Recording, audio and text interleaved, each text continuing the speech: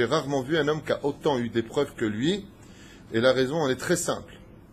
C'est que pour pouvoir écrire le livre des Téhilim, il fallait qu'il passe par tous les malheurs du monde pour être capable d'avoir un cœur qui rejoigne sa bouche dans ses prières, car Lev Nishbar Vinitke Elokim Lotivze, quand un cœur est brisé, quand un homme passe par des expériences, par exemple je vous dis comme ça, priez pour le fils d'un tel, il est malade, le pauvre, vous allez faire un Téhilim. Chazve Shalom vous annonce que c'est votre fils, vous allez voir que le Téhilim va changer, les larmes vont couler, ça vous concerne. Pour que le roi David puisse devenir capable d'être celui qui va ressembler à l'histoire du peuple d'Israël, dans le sens où lui va passer comme un couloir pour toutes les bouches d'Israël, il sera obligé de passer par tous les malheurs de toutes les générations. Que les Téhilim ont une force tellement élevée qu'elle peut même dégager un décret de mort sur l'homme. Comme cet homme qui n'avait pas donné la tzedaka, qui n'avait plus de srout, il a fait le Sefer Téhilim, Venitza le Gamre, l'ange de la mort, il s'est complètement, désintégré, vaporisé, peu importe, pour pouvoir laisser place. C'est-à-dire que si une personne n'était née dans ce bas monde que pour louer Hachem, toute sa vie valait le coup. Qui à chaque fois qu'il voulait donner des leçons de morale à ses élèves qui étaient tellement assidus à l'étude du Talmud, du Zohar, de la Kabbale, il leur disait à chaque fois, venez voir des Ovdei Hachem, venez voir des vrais serviteurs de Dieu, venez voir un autre monde. Et les emmenait où? Il les emmenait dans des maisons où il y avait des Polonais, des Juifs de Russie qui étaient assis devant la porte de leur maison et qui lisaient tout simplement les Téhilim. C'était la seule étude qu'ils savaient faire. Et ils disaient, est-ce que vous voyez ce que moi je vois? Ils ne voyaient pas. Ils disaient, si vous voyez la colonne de feu qui monte de leur bouche jusqu'au trône divin, vous trembleriez comme moi je tremble à l'intérieur. Ils n'ont pas besoin d'être compris. C'est mieux. Mais une bouche simple, avec un cœur pur, atteindra le même niveau que celui qui va les lire avec toutes les kavanotes. C'est un livre qui s'adresse à tous les niveaux. Et ce n'est pas pour rien d'ailleurs que ce livre-là a une particularité pour la femme. Ce soir, c'est un cours pour les femmes, ça s'adresse aussi aux hommes, mais vous avez rappelé le cours qu'on avait fait sur la mission de la femme sur terre. La femme est venue pour prier et l'homme pour étudier. Vous vous rappelez ces deux mondes qu'on avait étudiés ensemble par le Rav Pinkus, qui expliquait la force de la prière de la femme. Et on a très souvent vu, effectivement, que les femmes étaient très accros du Sefer Téhilim. Elles le lisaient à tout moment et à toute occasion. Et les Téhilim, selon les Mekoubalim, ont une force particulière. J'en profite pour vous le dire d'ailleurs à voix haute. C'est pour cela qu'il est impératif, pour ceux qui veulent que leur Téhilim vraiment arrive jusqu'au trône divin, de ne jamais lire les Téhilim à grande vitesse. Mais Perouch Hadavar, quand vous lisez les Téhilim, Shir la malot esaenai ele harimain yavo ezri, pas Shir la malot esaenai yavo ezri, c'est pas de la comptabilité. La reine, moi personnellement, je vous conseillerais vivement une chose, mieux vaut peu de Téhilim bien chantés en l'honneur de Dieu, mot par mot, qu'une quantité de Téhilim par principe de finir uniquement à Sipour. Chaque juif sur terre se doit de faire et de lire des Téhilim, obligatoirement. A été écrit contre chaque âme du peuple d'Israël, et plus que ça encore, que la vie de chacun d'entre vous, jusqu'à la venue du Mashiach, se trouve dans le Sefer Téhilim.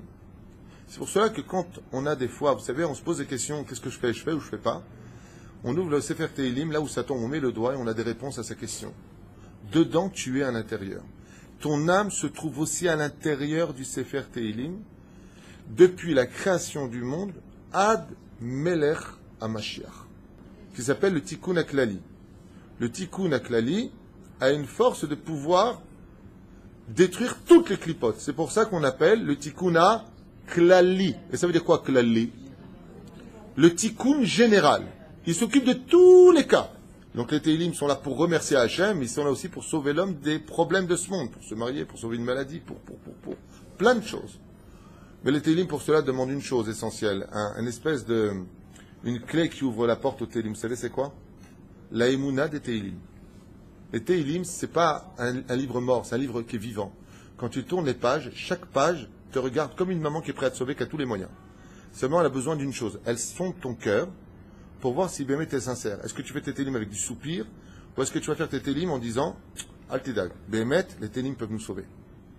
La reine, celui qui lit les Téhilim comme on lit un bouquin ou un journal, il ne s'attend pas de grands résultats. Il y en aura. Je ne suis pas Dieu, j'en sais rien.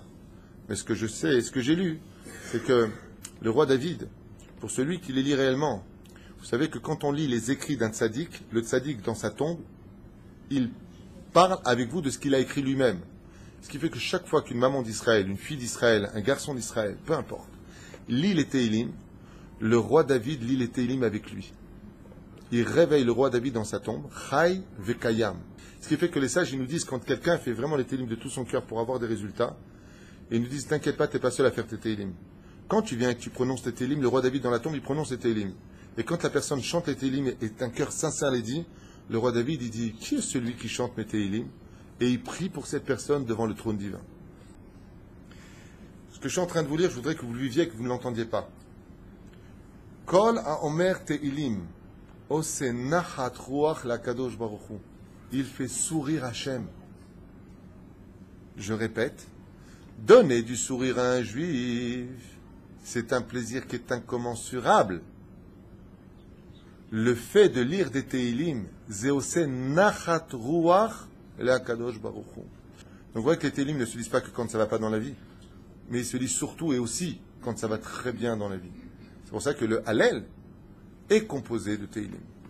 Il nous dit à propos de celui qui lira les Téhilim, qu'il est capable de réveiller le monde des bénédictions dans les cieux les plus élevés. Ce qu'on appelle, je reprends ces mots, mitorer makor aberacha aeliona. Ça veut dire qu'il est capable d'aller mamash jusqu'au trône divin et d'apporter par le mérite des Téhilim, mamash, le summum des bénédictions sur terre. Un homme peut tout avoir par le biais des Téhilim. C'est vraiment il prie Hachem. Alors comment on fait pour cela? Pratiquement, quand vous faites vos Téhilim et que vous les avez finis, vous parlez dans votre langage à vous. Parlez chinois. Dieu il comprend, celui qui a inventé les langues. Et vous dites, Ribono Shel Olam, Yiratom Ifenecha, que par le mérite de mes Téhilim, tu me donnes une bonne refoua shlema, que mon fils fasse teshuva, que ma fille, elle ait son permis, je dis n'importe quoi, je sais pas, qu'elle ait son baccalauréat, que ma femme soit au doigt et à l'œil, des trucs comme ça, à vous faire rire, hein. Tu vois pas le couple, chacun de son côté avec les Téhilim, ils se regardent comme ça, qu'elle m'écoute, hein. Par le mérite des Téhilim, Dieu peut pardonner toutes les fautes qu'il a faites. Je trouve que le Téhilim, tel que les sages nous l'expliquent, c'est le livre de l'espoir. Non? Hein? On fait aussi des Téhilim. Quand une personne décède, on fait des Téhilim. Quand une personne se marie, elle fait des Téhilim. Bekitsour, les Téhilim sont là à tous les rendez-vous, et ça on le doit au roi David, qui a dû passer par des souffrances spirituelles et matérielles pour que, quand on les dit, eh bien, il y ait une âme et du répondant dans tous les domaines. A de très très gros problèmes. Bémet, caché le méod, à un point de désespoir.